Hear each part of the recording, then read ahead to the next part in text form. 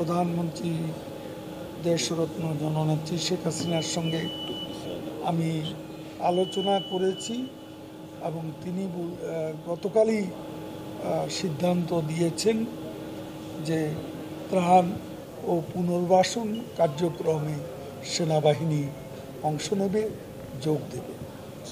এটাই সিদ্ধান্ত সরকারের। যে শরণার্থী যে ঢল, সেখানে কিন্তু সমন্বয় একটা কঠিন ব্যাপার হয়ে দাঁড়িয়েছে।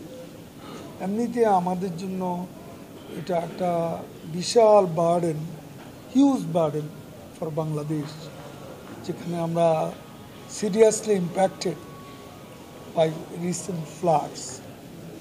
Half of Bangladesh under water, হাওরে আমরা ক্ষতিগ্রস্ত, উপকূলেও আমরা যথেষ্ট ক্ষয়ক্ষতির সম্মুখীন হয়েছিলাম। তারপরও আমরা কিন্তু পারবো। আমাদের প্রধানমন্ত্রী সে মনোবল, তাকে গতকালও আমি কথা বলেছি নিউ ইয়র্কে, তিনি খুবই আশাবাদী যে, এবং এই চ্যালেঞ্জ মোকাবিলায় তার যে সাহস, তার যে মনোবল, এটা আমরা যারা তার কর্মী আমাদেরকে অভিভূত করে। আমরাও ইন্সপায়ার্ড হই, এনকারেজড হই।